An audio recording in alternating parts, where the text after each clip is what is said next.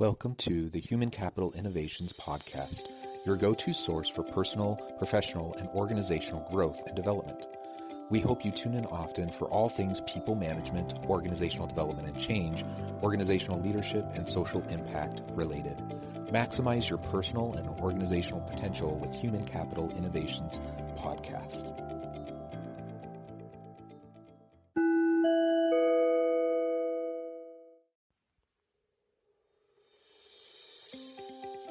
Welcome to the Human Capital Innovations Podcast. In this HCI podcast episode, I talk with John Knotts about change management and change readiness.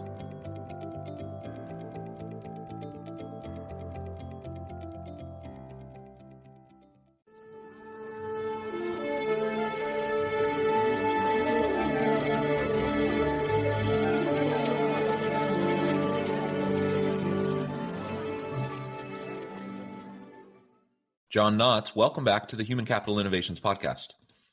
Well, thank you very much. I'm excited to be here. Yeah, it's great to have you back.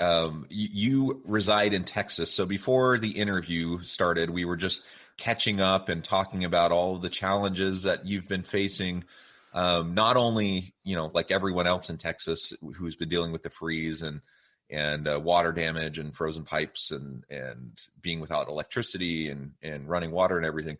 But you run a horse farm. And so trying to manage all of that with while taking care of 40 horses is an extra level. Like you've leveled up to the next challenge of Jumanji, I think, in terms of what you've been dealing with. But I'm glad you and your family and your horses are all healthy and safe. And it's great to have you back. A couple of weeks ago, we talked about silos and how to effectively collaborate, given that organizations often develop those silos. Today, we're going to focus on change management and change readiness. I know that's a topic that both of us have a lot of background and passion for, and so I think this will be a lively discussion. As we get started, I just wanted to share John's bio with everyone again and invite you, if you haven't caught our previous episode together, you can look on the back catalog. It was just a couple weeks ago, and that was a great discussion. John Knotts is a coach and consultant with over 30 years of experience in military, nonprofit, and commercial leadership coaching and consulting. Extensive background as well in strategy, change, process, leadership, management, human capital, training and education, innovation, design, and communication. He is a 21-year Air Force veteran, a former consultant with Booz Allen Hamilton, and was a strategic business advisor for Fortune 100 company USAA. John owns his own coaching and consulting business, Crosscutter Enterprises, and his wife and he own a 100-acre horse farm with 40 horses. So again, what a wonderful thing, but also a challenge, particularly during a pandemic and during a crazy once-in-a-generation freeze in Texas. So welcome back, John. It's interesting because you want to talk about change. And this is all about change. What is happening here? So, when you really look at the grander scheme of what has occurred in Texas, so every single county in Texas went under a winter, storm warning. And as people have probably seen, and this is even going, global, because I have a lot of connections that are across the pond, and people are seeing what has happened. And basically, the electrical companies and the governing organization, ERCOT, were not ready. They were not ready for what was going to happen. And when it happened, they jumped to change management. So this is a perfect example of why change readiness is so important to an organization, because sometimes changes occur so fast that you can't manage them. And then the way that you do manage them makes big mistakes. And we've seen this with the pandemic and what happened last March, like a year ago. And when they just decided, we're just going to make everybody work from home. And if you're not ready if your organization doesn't have that readiness gene, you're going to try to manage that along with everything else that's going on, and you're going to collapse. And they say that we were 4 seconds away from a total collapse of the electrical system across Texas, which would have put us in a blackout for the next 2 to 3 weeks. That's crazy. And Yeah, that is and crazy. I don't know That's if you've even heard. more crazy than how it's been, right? Yeah, so I don't know if you've heard, but like the board members are all resigned. Several of them didn't even reside in Texas. But yeah, there's so many things that when you think about managing change, and I've been talking about this for a long time, and I know you have too. And as a matter of fact, a little plug for you. Got your book. So Oh, why, thank you. so I started reading it. I particularly jumped to the chapter on toxic leadership. Probably another opportunity for us to speak, but chapter 10, avoiding toxic leadership. That's a big, a big area for me. But yeah, so change management, change readiness. This is a fantastic topic. I love to talk about this. Yeah, and you absolutely point out the excellent example that we have just recently in Texas, also this past year with the pandemic. Both of those have been these. I mean, we can't see the future. We don't know what's going to happen, and so we don't know what the next big existential crisis is going to be for our organization or for our personal lives. Yep. But we do know that there will be change events and pressures that will be put upon us. And so it's about being prepared. It's about being ready for when the unforeseeable does occur. It's Yes. unforeseeable because we don't know exactly what's going to happen, but it is foreseeable that we know something will happen, right? And you're absolutely right. With the pandemic, most organizations had no remote work plan in place. They didn't have any sort of contingency plans for how to flip the switch and move immediately into a virtual workforce, and how to deal with the lockdowns and the shutdowns and everything. Now, should we have expected everyone to be prepared for that? Probably not, because this is a once in a century pandemic. But we I'm going to should challenge you on that, John. but well, yeah. I mean, I think we should be prepared. Can we know that a once Could in you a have predicted that? No, nobody. exactly I nobody mean, could have predicted it, unless but you're Gate, Bill Gates yeah, or something like that. but it's not like it was out of the realm of possibility that a pandemic could hit, and it's certainly not out of the realm of like the direction technological disruption has been taking us anyways. Yep. So it definitely would have been advisable for organizations to be more prepared, and there was possibility to be prepared more than most people were. And same thing with the situation in Texas. There are elements to the situation that were foreseeable, even though this once in a generation freeze, was not necessarily something anyone saw coming, right? Yeah.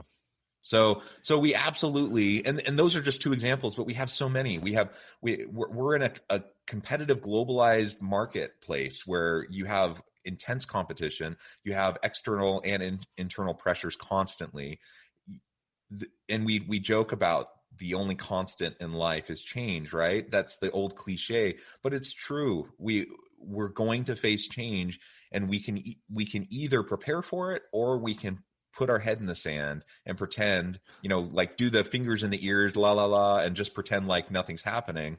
But then we're just being reactionary rather than proactive and having a strategic approach to how to deal with the change that's well, and that's the reason why I've been so adamant about the concept of change readiness. So I'm certified change manager through ProSci, so I know ADCAR. I can get on a project and manage the change. I've been through with Booz Allen Hamilton. We partnered with Georgetown University, and they created a master's level certification program called Change Management Advanced Practitioner, CMAP. And so it's very strategic level change management, but it's change management.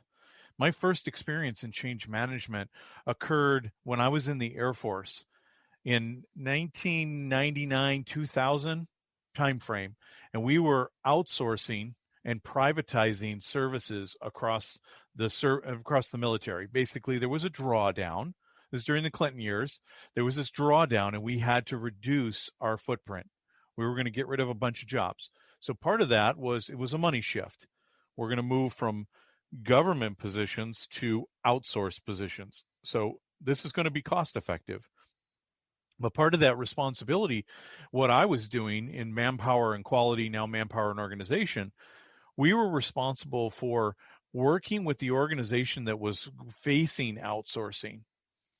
And our job was to create the most efficient organization, what they call an MEO, out of their organizations. So basically, we threw out all of the rules and everything, and we said, okay, we're going to restart this whole approach and look at how do we operate as efficiently as possible. And then they'd have people that were putting in for requests for proposal, they were putting in their proposals, and we would compete against the lowest bidder. And they had to beat us by 10%. And we were working on this one, major one with civil engineering, and we lost. And I was in Germany at the time, so you were dealing with the German Works Council, you were dealing with the German government, and we had German employees that came into our office and literally threatened to come and blow us up. We had the German Works Council and their police force come in and commandeer all of our computers.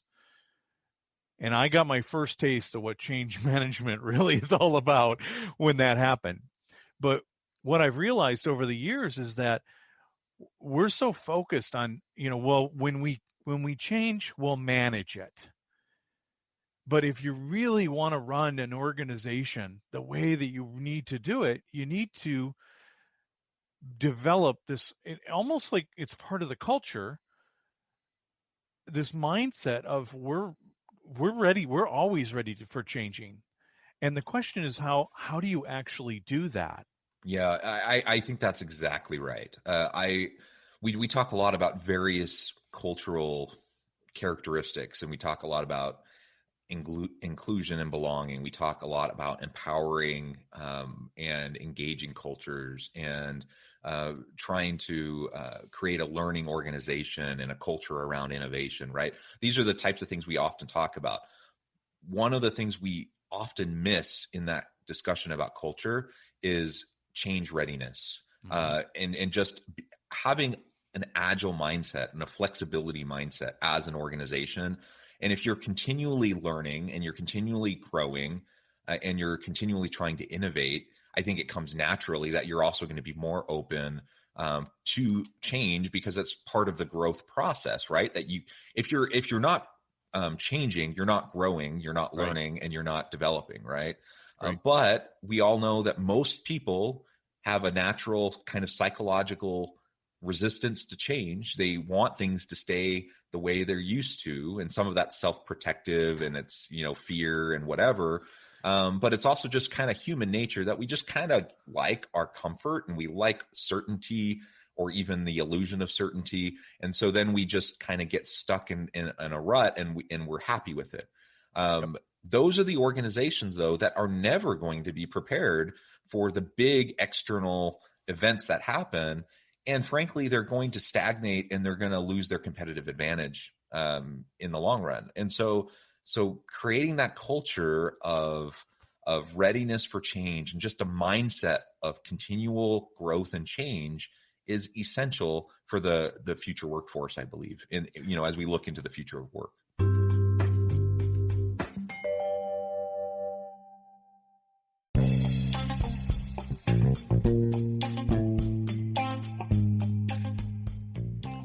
I'm excited to announce the publication of my new book from HCI Press, The Alchemy of Truly Remarkable Leadership: Ordinary, Everyday Actions that Produce Extraordinary Results.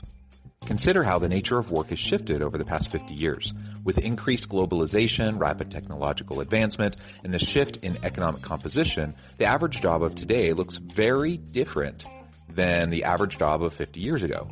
What will the jobs and organizations of tomorrow look like? Moreover, what does this all mean for organizational leaders? What are the core competencies and capabilities of organizations and their leadership that are prepared for continued disruption and geopolitical and socioeconomic shifts? Regardless of what the future holds, increasingly, leaders need to be socially minded, data-driven, decisive, champions of talent, and disruptors of the traditional notions of leadership, teams, organizations, and work. The alchemy of truly remarkable leadership will help you to explore your own leadership competencies and capabilities and consider ways to apply and implement them into your workplace and personal life.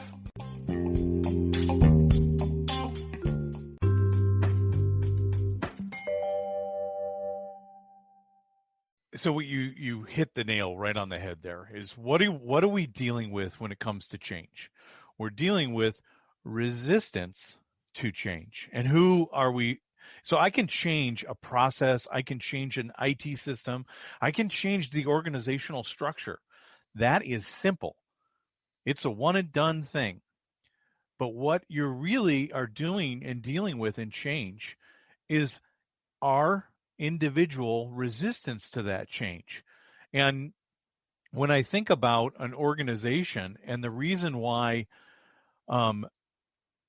you have this significant resistance to change in an organization is because the people are not ready for change. And that's where I think the real rub is happening. And as you said, in business today, it's not necessarily that change happens. It's changes today are happening way more than they used to.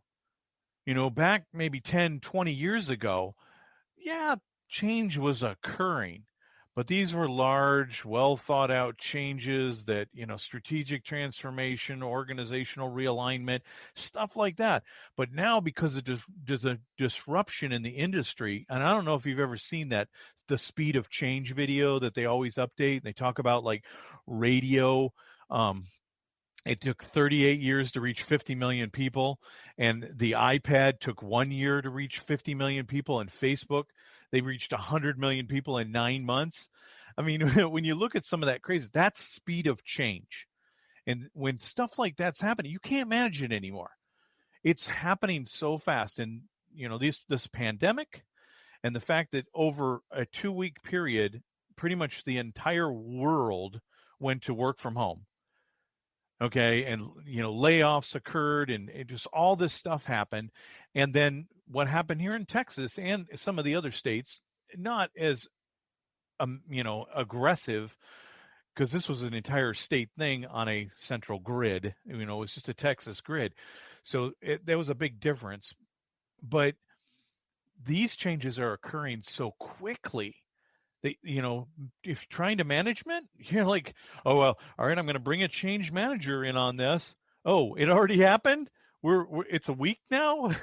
Like nobody's going to manage this thing. They're now trying to recover from it. So when I think about change management, I like to use the analogy of how would you plant grass? So you've got just a weed-filled yard in front of your house. And maybe you had a tree that was there and the tree was dying and you cut it down and now you've got the exposure to the sun, but it's just kind of dirt and weeds but you want to get a nice lush lawn. So what do? Do you just take some seeds and throw it out there? No, because you still got all the weeds and the ground is hard. What you're going to do is you're going to pull out all those weeds. You're going to till up that ground a little bit with a rake or even a tiller. And then, so you're going to prepare things. And then you're going to sow your seeds and wait for that beautiful, lush lawn to occur. You might even put down some topsoil and you might put in some manure and, all these things. That is the act of preparing for change.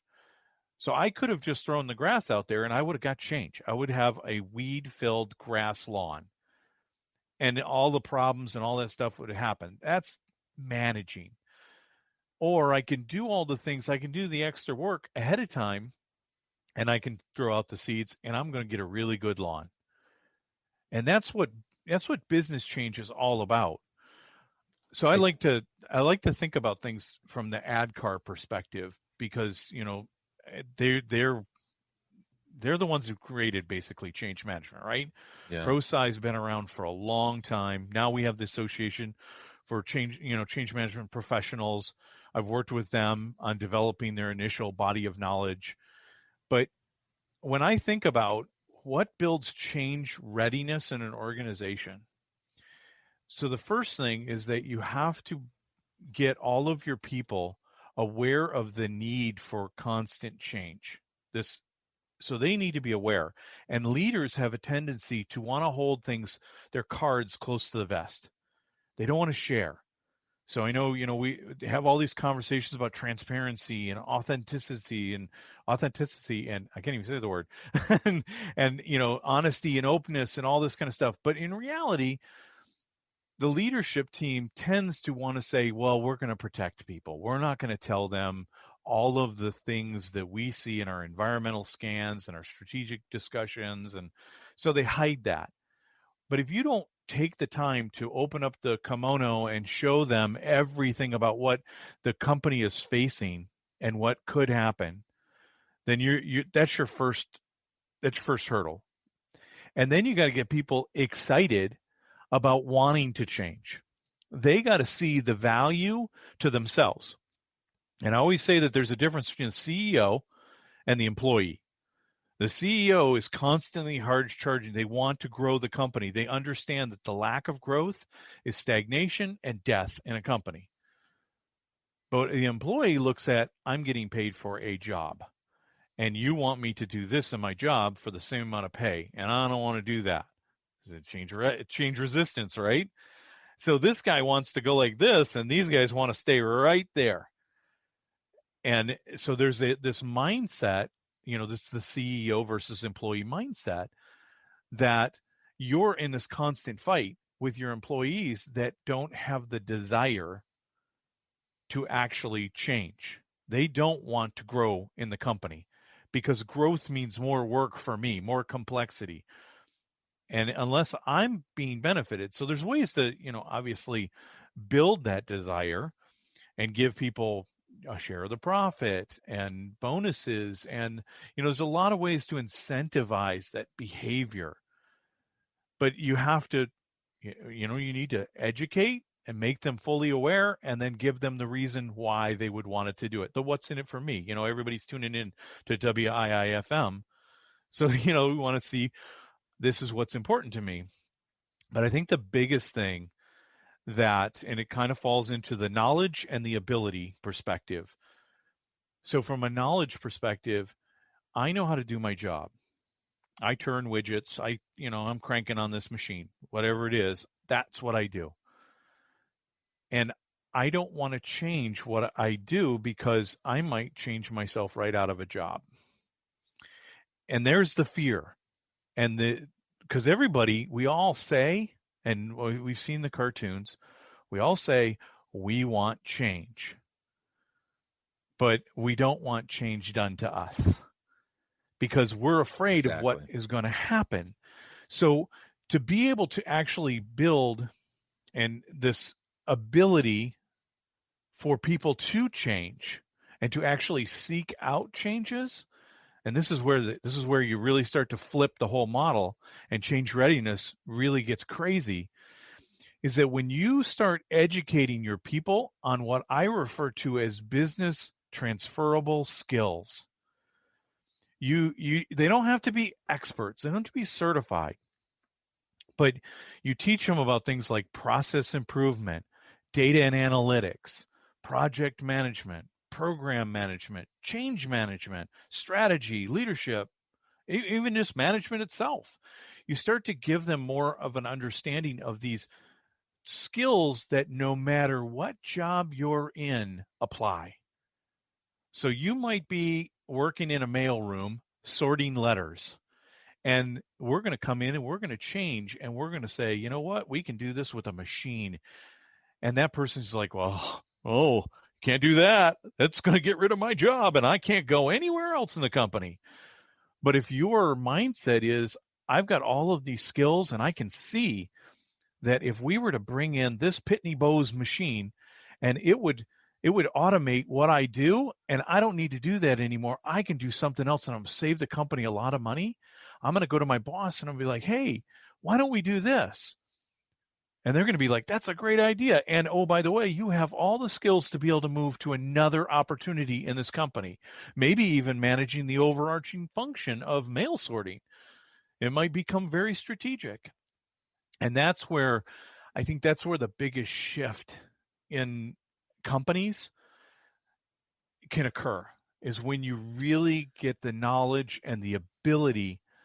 And people, what happens then is that they start identifying it, and then you just, we talk about empowerment, but I don't think anybody really understands what empowerment is. Empowerment is, I am giving you the authority to make the change.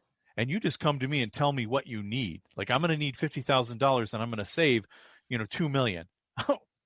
Okay, here's your 50 million or your 50,000. Yeah. Save me some money and they're not afraid to do it. And that's what we deal with is fear. Yeah, that's absolutely right. So on the employee side, you have this psychological resistance to change, all the things you've been identifying and discussing.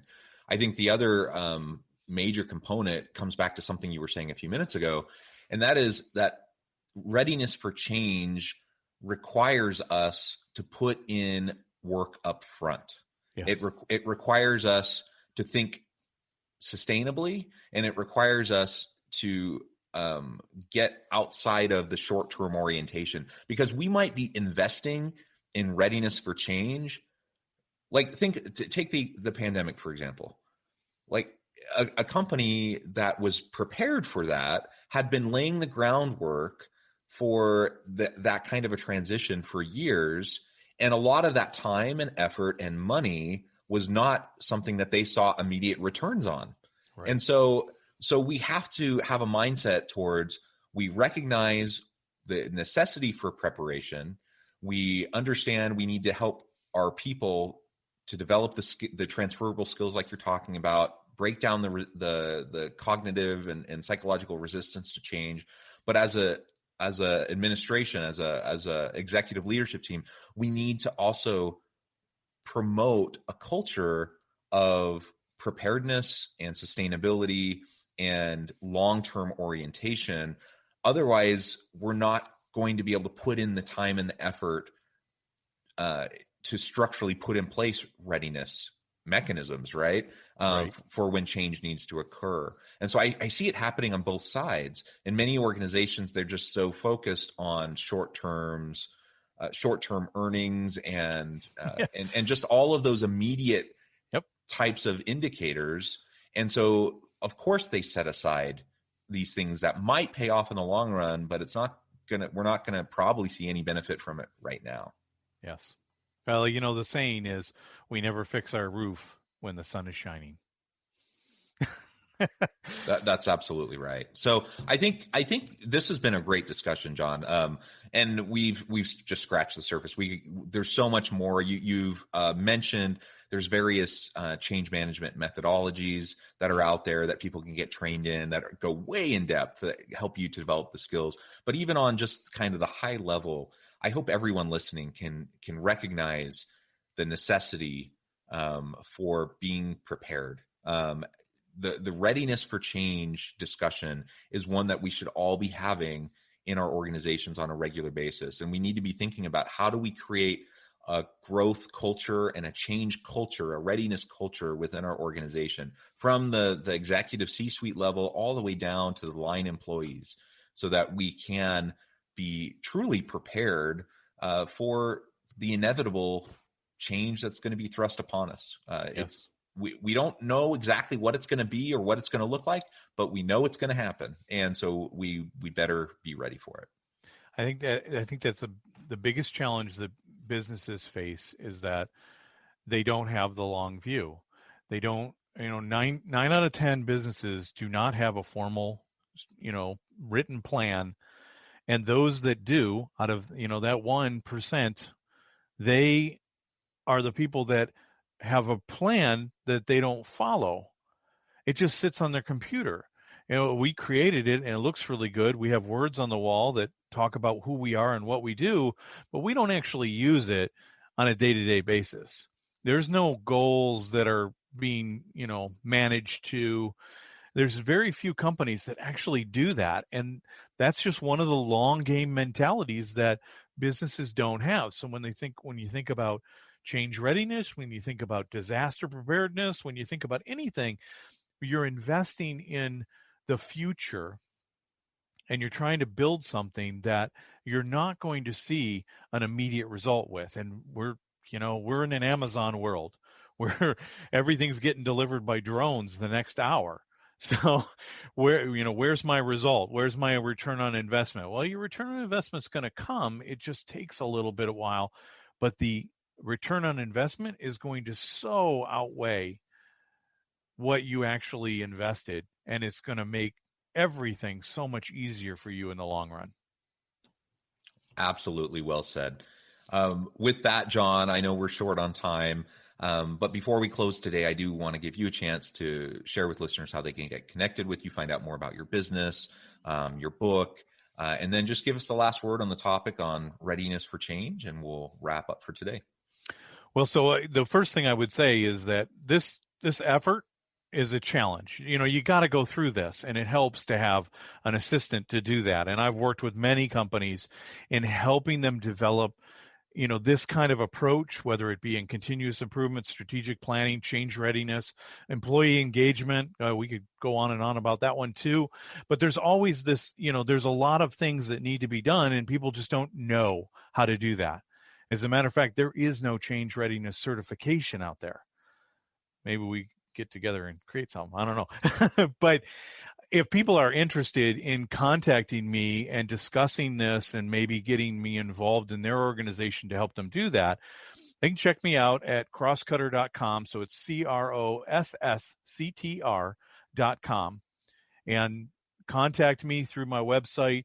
I'm very active on LinkedIn, and I post every day, and it's all value-focused information that generates discussion. So that's how people can get hold of me. And I think the biggest thing that we have seen in the last year, here in Texas, obviously, and across the world, is that we need to be focused on this. We need to be focused on being more prepared and thinking long-term about everything that we do in business, or you won't be in business anymore. Well said. Well said. Well, John, it has been a pleasure talking with you again today. I hope to have you back on. We can continue the conversation. I hope listeners will reach out, get connected with John, find out more about what he can do for you. And as always, I hope everyone can stay healthy and safe, that you can find meaning and purpose at work each and every day. And I hope you all have a great week.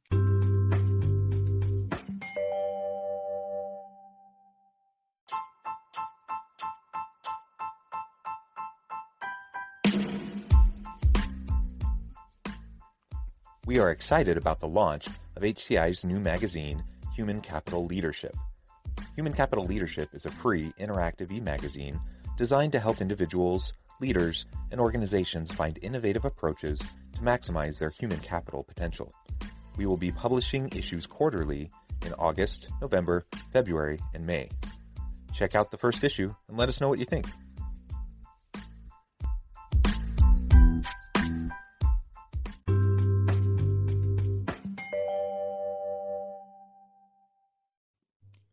Thanks again for joining us for this episode of the Human Capital Innovations Podcast. I hope you stay healthy and safe and that you have a great week.